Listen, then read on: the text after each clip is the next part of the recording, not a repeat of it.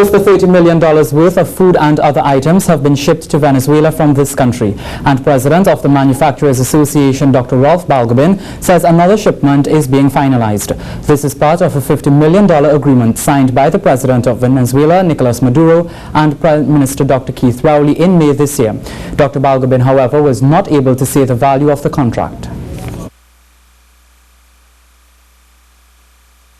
In the first set of negotiated contracts, so we're just under $30 million US, somewhere around 26 or 28 million, I think. We, of course, are going for a bigger chunk of business this time around, and so we'll see what the values are, because this time the Venezuelans have come for some different things, so we are expanding the amount of things or the amount of products that we are exporting into Venezuela.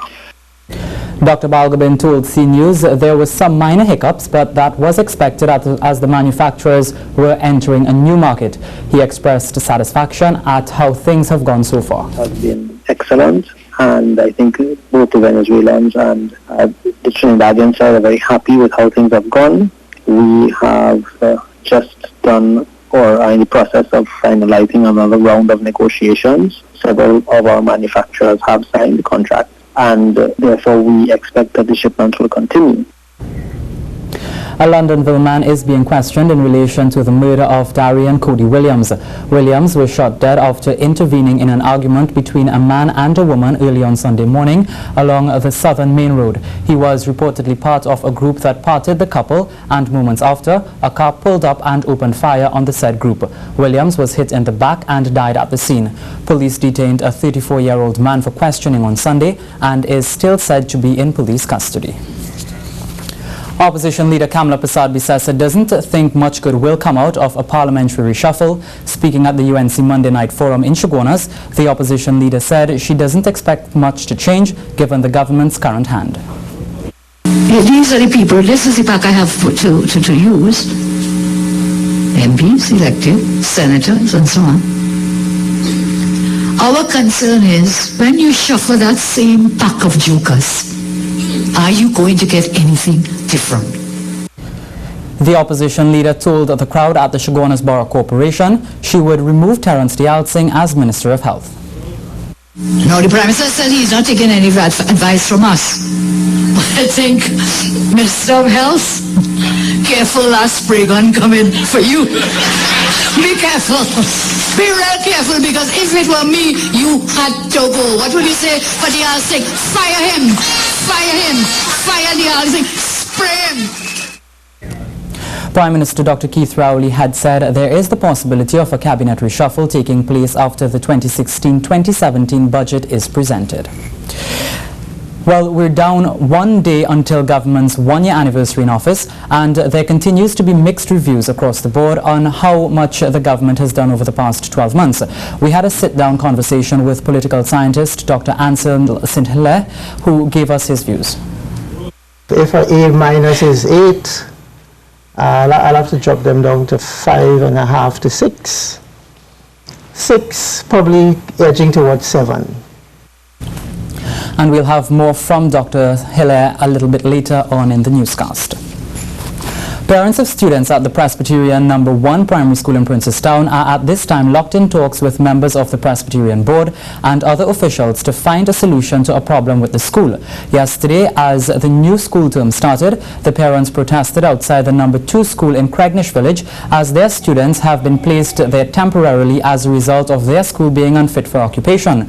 The parents noted the Ministry of Education issued a statement saying the school needed to be demolished and rebuilt, but this is yet to be done more than a year after. C News was told the officials visited the school, toured the facility, and are now meeting with the parents. Now for a look at the weather forecast. Occasional cloudy periods with light to moderate showers will interrupt a few sunny periods. Some of the showers will become heavy and thundery in a few areas. Shower activity expected to linger into tonight, and in the event of heavy showers and thunder showers, expect gusty winds, street and or flash flooding. Now, in case you haven't heard, the rates for national insurance has undergone an increase. In last year's budget presentation, Finance Minister Com Imbud predicted the move would come in July. However, it was only enforced on Monday. Changes at the National Insurance Board are in full effect, but for some it's still unclear what inspired the change and why it was necessary.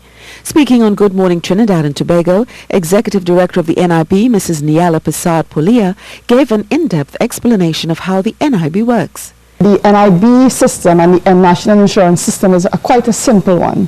We collect contributions, we invest those contributions, and we pay out benefits to thousands of beneficiaries when they need it most. She revealed the source of the recommendations. Making the changes to the contribution rate and the maximum insurable earnings actually was a strong recommendation of the 9th actuarial review. The 9th actuarial review would have been conducted very recently.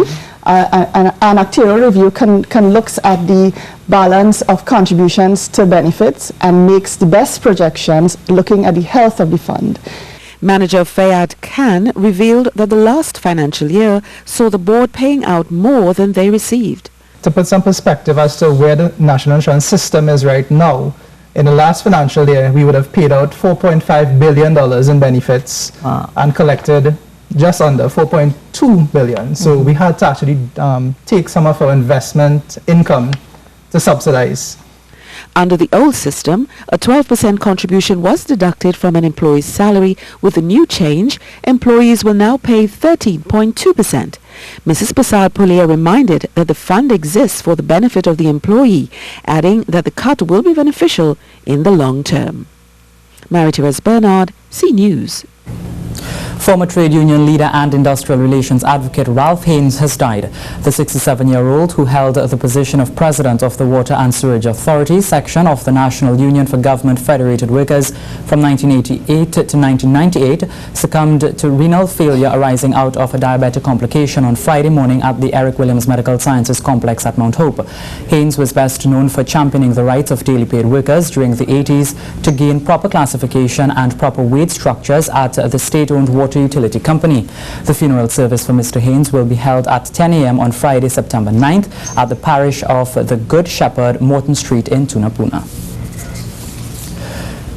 Rennie Richardson, a Plymouth fisherman who is said to be in his 20s, remains missing at sea. According to fishermen in Plymouth, around 6 a.m. on Sunday, Mr. Richardson went out to sea from Plymouth Bay to ply his trade. The fisherman said around 4 p.m. on Sunday his vessel was spotted at sea, but he did not come back to shore around 6 p.m., which is the usual time for him to get back to land. Police and Coast Guard were alerted and Air Guard went in search of Richardson. The searches provided were futile. Now, the search for Richardson continues with the help of fishermen. A satisfactory performance. That's how political scientist Ancel St described the government's performance over the last 12 months. Tomorrow will mark the one-year anniversary since the People's National Movement government took office, and there continues to be a mixed set of reviews across the board on just how much they've done over the past 12 months. Mahalia Joseph has more. Given his background as a lecturer at the University of the Southern Caribbean, Dr. Ancel St. Hillaire has written up his report card for the government's performance since their inception. Their result, satisfactory. If an A- is 8, I'll have to drop them down to 5.5 to 6. 6, probably edging towards 7.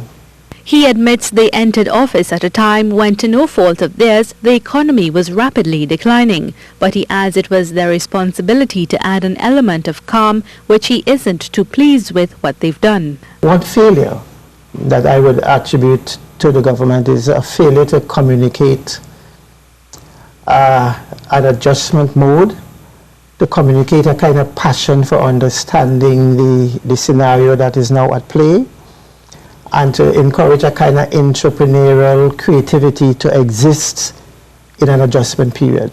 Another important element, he says, must be addressed is the lingering concern, crime, particularly gun and gang violence. The fact that most of the murders are gun-related, the idea of the influx of guns and so on into this country is a factor that really needs to be addressed. We really need to be told that we have now a system in place that is checking those inflows. And even if it is happening, we are not hearing that. And former Minister of Energy Conrad Enel says government could share a little bit more with the public as it relates to the challenges they faced during their first year in office. my own view is that the government could have done more in communicating to the population the challenges that it faced. 2016, as I have said before, was a very difficult year. It was a strange year because it was the very first year that the energy companies were in fact not contributing at all to the revenue stream of Trinidad and Tobago as a result of concessions given to them, rightfully so, by the last administration. He notes some contractual agreements did tie government's hands, but they did manage within the constraints. In a real sense, therefore, that is not something that the current government would have been able to deal with, because you have sanctity of contract, sanctity of fiscal incentives, but it did have an impact on the ability of the government to do more. And I think within the context of what was available, the government sought to stabilize, in some instances, the expenditure side of the government's operations. The challenge going forward is going to be the revenue side. Now, Attorney General Faris Al-Rawi on Sunday expressed confidence as the People's National Movement marks its first year in office. He says it has done well in restoring a sense of stability to the country and is on the right track as it cleans up the mess which its People's Partnership's predecessor left behind. Al-Rawi also said he is not worried about Prime Minister Dr. Keith Rowley's announcement that there will be adjustments to the cabinet after the 2016-2017 budget is presented. The budget must be passed in the House of Representatives and the Senate before October 31st.